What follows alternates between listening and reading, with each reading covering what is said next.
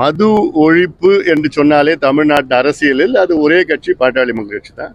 மருத்துவர் ஐயா அவர்கள் 45 ஆண்டு காலமாக பாடுபட்டு வருகிறார், போராடி கொண்டிருக்கின்றார். எங்கள் கட்சி தொடங்குவதற்கு முன்பாகிலிருந்து ஐயா அவர்கள் பல ஆர்ப்பாட்டம் போராட்டம் நடத்தியிருக்கின்றோம். எங்கள் கட்சி பார்த்தீங்கன்னா 100 கிடையாது, ஆயிரக்கணக்கான போராட்டங்கள், ஆர்ப்பாட்டங்கள், மாநாடுகள், வழக்குகள், சட்டமன்றம், நீதிமன்றம், எத்தனையோ. இப்போ கோயில்பட்டியில் கிட்டத்தட்ட 10,000 15,000 பெண்களை வச்சுக்கிட்டு ஒரு மாநாடு, மது ஒழிப்பு மாநாடு. அந்த மாநாட்டில் பெண்கள் மட்டும்தான் வரணும். எங்கள் கட்சியில், பாட்டாளி மக்கள் கட்சியில் இது வரைக்கும் 15,000 பெண்கள் சிறைக்கு போயிருக்கிறாங்க, மதுவை எதிர்த்து போராடி சிறைக்கு போயிருக்கிறாங்க. வேறு எந்த கட்சியிலும் இவ்வளோ பேர் யாரும் போனது கிடையாது. எங்கள் கட்சி பொருளாளர் கிட்டத்தட்ட 25 நாள் ஜெயிலில் இருந்தாங்க. எதுக்கு? சார டாஸ்மாக் கடையை உடச்சி நொறுக்கி அதுக்கு ஜெயிலில் போயிருந்தாங்க. அதனால இது மது விலக்கு, மது ஒழிப்புனா இது நாங்கள் தான். இன்னைக்கு தமிழ்நாட்டில் எல்லா கட்சியும், திமுக, அண்ணா திமுக, அது தேமுதிகவோ, எந்த கட்சியோ, இவன் திருமாவளவன் அவர் கட்சியோ, எந்த கட்சியோ இன்னைக்கு பூரண மதுவிலக்கு கொள்கை ரீதியில் ஏற்றுக்கிறாங்கன்னா அதுக்கு காரணம் எங்கள் ஐயாவும் பாட்டாளி மக்கள் கட்சி தான். ஏன்னா எங்கள் ஐயா கொடுத்த அழுத்தம், தொடர்ந்து அழுத்தத்தினால தான் திமுக, அண்ணா திமுக கொஞ்சம் சற்று சில ஆண்டுகளுக்கு முன்பு வரை பேசாத கட்சிகள், மதுவை பற்றி பேசாத கட்சிகள் இன்னைக்கு மதுவிலக்கு கொள்கையை நாங்கள் ஏற்றுக்கிறோம்னு சொல்லியிருக்கிறாங்க. இதுதான் கடந்த ஆட்சி காலத்திலையும் எத்தனையோ வலியுறுத்தணும். கூட்டணி நாங்கள் போகிறதுக்கு அது ஒரு கண்டிஷனாக வச்சோம். நாங்கள் வச்சதுனால ஒரு 500 கடையை மூடினாங்க. 2021 இது வச்சோம், கண்டிஷனாக வச்சோம். 500 கடையை மூடினாங்க. அது போதுமானது. திருப்பி வலியுறுத்தம் தேர்தல் வந்துடுச்சு. அதனால் இப்போ அமைச்சர் சொல்கிறாரு கடையை மூடுனா நிலைமை வேற மாதிரி ஆகிடும்னு சொல்கிறார். என்ன நிலைமைன்னு எனக்கு ஒன்றும் புரியல.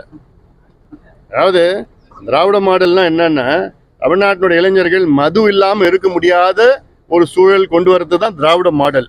இவங்களுடைய மாடலே அதுதான். எல்லாரையும் குடிகாரனாக ஆக்கிடணும், இளைஞர்களாக நாசப்படுத்தணும். 3 தலைமுறைகள் நாசப்படுத்திட்டாங்க. அதில் இன்னைக்காவது கொஞ்சம் அது முதலமைச்சர் அவர்கள் இந்த அரசுக்கு வருமானம் மட்டும் பார்க்காம உடல் நலம், வளர்ச்சி, குடும்பம், மகிழ்ச்சி, சமூக பாதுகாப்பு, சட்ட ஒழுங்கு பிரச்சனை இதெல்லாம் பார்த்து ஒரு முடிவு சீக்கிரமாக எடுங்க. ஒரே நாளில் மூடணும்னு அவசியம் கிடையாது. இன்னும் 2 வருஷம் தான் இருக்கு. 2 வருஷம் இல்லை, 1.5 வருஷம் தான் இருக்கு. இந்த 1.5 ஆண்டுக்குள்ள எத்தனை கடையை மூட போறீங்க, படிப்படியாக எப்போ மூட போறீங்கன்னு சொல்லுங்க, சொல்லி அதை மூடுங்க. ஏன்னா இன்னைக்கு பாட்டாளி கட்சியினால இன்னைக்கு பார்த்தா உயர்நீதிமன்றம், உச்ச நீதிமன்றம் போயிட்டு நாங்கள் 3321 டாஸ்மாக் கடை தமிழ்நாட்டில் மூடணும், 90,000 கடையை இந்தியாவில் மூடணும், இந்திய அளவில் மூடி இருக்கோம் நாங்கள். அதனால் இதெல்லாம் இன்னொன்று, மது ஒழிப்பு மாநாடோ, மது ஒழிப்பு போராட்டமோ, மது ஒழிப்பு கூட்டமோ யார் நடத்தினாலும் நாங்கள் ஆதரிப்போம். அது திருமாவளவன் நடத்தினாலும் சரி, வேறு யார் நடத்தினாலும் நாங்கள் ஆதரிப்போம். ஏன்னா இது எங்களுடைய கட்சியினுடைய மைய கொள்கை. அது டோட்டல் ப்ராஹிபிஷன் எங்களுடைய பாலிசி, இம்பார்ட்டன்ட் பாலிசி அது. அதனால் அந்த வகையில் நடத்துங்க. ஆனால் ஒன்று எங்களை இழிவுபடுத்தாது. பாட்டாளி கட்சி நாங்கள் அது ஜாதி கட்சி. அவன் நீங்கள் என்ன கட்சி? அப்போ அதெல்லாம் ஒரு கொச்சைப்படுத்தக்கூடாது, ஒரு கட்சியை கொச்சைப்படுத்தக்கூடாது. ஒரு கட்சி தொடங்குறது ஒரு கொள்கையில் வச்சிருக்கிறோம், சமூக நீதியின் கொள்கை வச்சிருக்கிறோம், நீர் மேலாண்மை கொள்கை வச்சிருக்கிறோம், வேளாண் வளர்ச்சின்னு இருக்கிறோம், மது ஒழிப்புன்னு இருக்குது, புகையிலை ஒழிப்புன்னு இருக்குது, கல்வி, தரமான கல்வி, சுகாதாரம், சுற்றுச்சூழல், காலநிலை மாற்றம், இப்படிலாம் வச்சிருக்கிறோம். நாங்கள் வச்சது மட்டும் இல்லை, இந்தியாவுக்கும் தமிழ்நாடுக்கும் எத்தனையோ மாற்றங்கள் எங்கள் கட்சியால் கொண்டு வந்திருக்கிறோம். ஏன் நீங்கள் எத்தனை மாற்றங்கள் உங்களால் வந்திருக்குது சொல்லுங்களேன்? ஒன்று கூட கிடையாது, ஒன்று கூட கிடையாது. சமூக நீதினா 6 இடஒதுக்கீடுகள் எங்கள் ஐயா வாங்கி தந்திருக்கிறார், இந்தியாவிலையும் தமிழ்நாட்டிலையும். கட்சி இந்த அப்படி போட்ட கட்சியை போய் கொச்சப்படுத்திக்கிட்டு எப்போ பார்த்தாலும் கொச்சப்படுத்திக்கிட்டுலாம் அதை தப்பை நிறுத்திக்கணும். திருமாவளவனுக்கு ஒரு அன்பான வேண்டுகோள், நிறுத்துங்க, தயவுசெய்து நிறுத்துங்க, தேவையில்லை.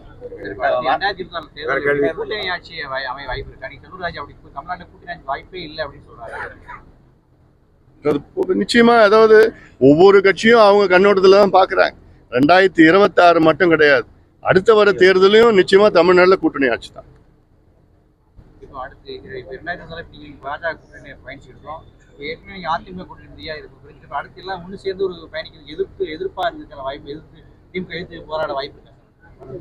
பார்க்கலாம், அரசியல்ல என்னென்ன வரும், மாற்றங்கள் வரும்னு யாரும் எதிர்பார்க்க முடியாது.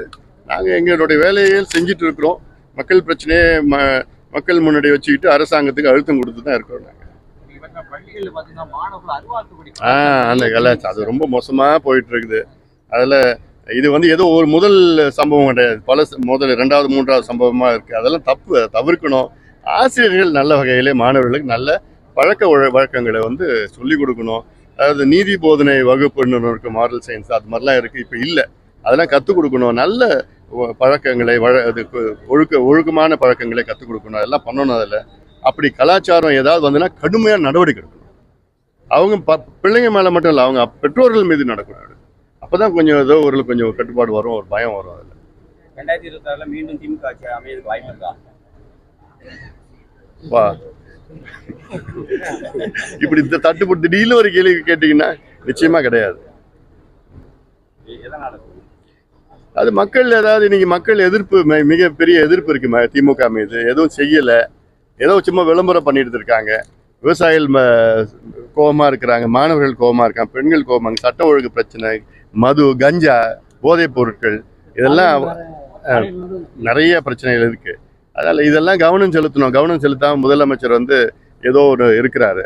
அதனால அது அவசியமான இதெல்லாம் கவனம் செலுத்தி தமிழ்நாட்டு மக்களை மீட்டெடுக்கணும்.